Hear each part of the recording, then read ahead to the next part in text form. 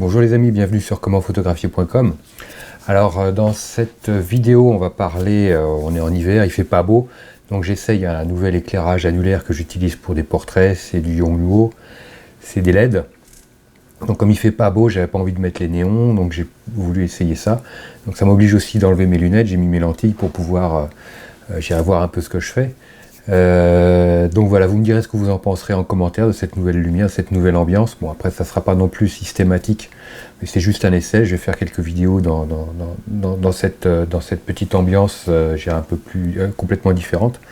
Alors aujourd'hui dans la vidéo, je voulais vous parler, comme il fait un temps de chien, on est en hiver au moment où je vous fais cette vidéo, c'est très couvert, il y a énormément de vent, il tombe des cordes. C'est franchement pas top. D'habitude, je fais les vidéos avec la lumière du jour quand je suis dans mon bureau, mais là c'est pas possible, il fait vraiment trop nu, puis les néons c'est vraiment pas chouette. Alors aujourd'hui on va parler, quand on fait des photos, quand on est, comme aujourd'hui il fait pas beau, il y a du vent, en règle générale quand on est amateur et qu'on fait des photos, on évite de faire des photos quand il fait trop mauvais. Mais parfois, quand on est professionnel, même parfois quand on est amateur, il arrive qu'on soit pris au dépourvu, qu'il y ait des conditions météo difficiles et qu'on ait de la flotte, qu'il pleuve et qu'on prenne la flotte avec notre matériel photo. Ou alors, parfois également, il arrive qu'on soit soumis à des problématiques de condensation, c'est-à-dire qu'on est dans un environnement frais, on sort dehors, on tombe dans un environnement beaucoup plus chaud et de la condensation se forme sur l'appareil photo. Donc c'est mouillé partout, donc il faut essuyer, nettoyer.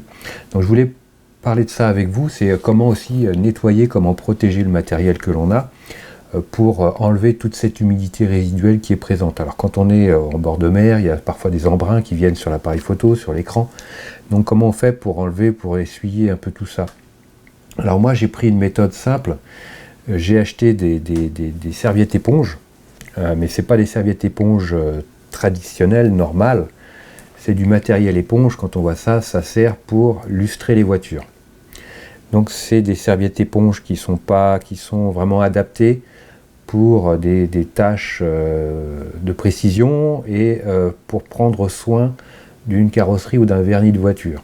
Donc c'est du matériel qui est c'est des serviettes éponges. Donc j'ai cette grosse serviette éponge qui me sert pour enlever toute l'humidité qui est importante, d'une part.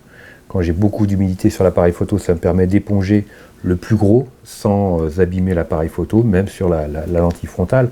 Il faut faire évidemment très attention que votre chiffon, votre tissu soit propre en permanence, donc lavez-le, surveillez-le bien, évitez s'il tombe par terre, s'il se charge en sable, en gravier ou en quoi que ce soit, enfin en chose dure, s'il tombe par terre, faut le mettre de côté, l'utiliser pour autre chose, regardez le niveau d'huile de la voiture, mais ne plus l'utiliser pour le matériel photo. Dès que ça sert exclusivement pour le matériel photo, donc il faut que ça reste propre et le remplacer régulièrement. Ça ne coûte pas cher, ça coûte que quelques euros, donc on peut le remplacer. Donc ce tissu-là me sert pour enlever le plus gros de l'humidité sur l'appareil photo. Donc c'est un tissu qui est vendu pour lustrer les voitures. Vous aurez un lien dans la description de la vidéo normalement. C'est quelque chose aussi également que j'utilise d'une pierre deux coups, c'est-à-dire que je le mets dans ma valise, dans mon sac photo, je le mets sur l'appareil, sur mon matériel photo, comme ça quand je referme mon couvercle, toutes les affaires qui sont dans le couvercle ne viennent pas abîmer l'appareil photo en dessous, donc ça protège déjà l'appareil photo, ça fait comme un rembourrage doux qui protège l'appareil photo des chocs et dans les mouvements. Ensuite, pour finir, j'utilise quand même le petit chiffon, un petit chiffon microfibre pour la finition, ça c'est aussi quelque chose d'important. Par exemple sur la lentille frontale, évidemment sur la lentille frontale, l'idéal c'est d'avoir un filtre de protection, un filtre neutre. Comme ça, vous pouvez, même si il peut rester des impuretés, si par malheur on raille le filtre de protection, ça reste qu'un filtre de protection. On n'a pas endommagé notre lentille frontale de l'objectif. Donc toujours avec toujours avoir sur soi un petit chiffon microfibre spécial photo. Alors après, ça peut être pour la photo, ça peut être aussi des chiffons pour les lunettes, c'est exactement la même qualité.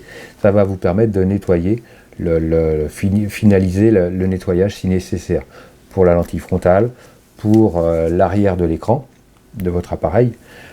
Également, il existe, comme pour les téléphones portables, des vitres adhésives à mettre sur les écrans de votre appareil photo. Moi, c'est ce que j'ai fait sur mon Sony. C'est super efficace, ça permet de nettoyer sans problème, même si, si on raye la vitre de protection, on ne raye pas l'écran de l'appareil photo. Voilà. Donc c'était une petite vidéo avec des petites astuces. Donc n'oubliez pas, vous pouvez utiliser des chiffons pour le lustrage des voitures. C'est des chiffons très doux, très efficaces, qui vous permettent d'entretenir le matériel, de lui enlever l'humidité, la grosse humidité, et puis finir avec un chiffon microfibre pour la finition.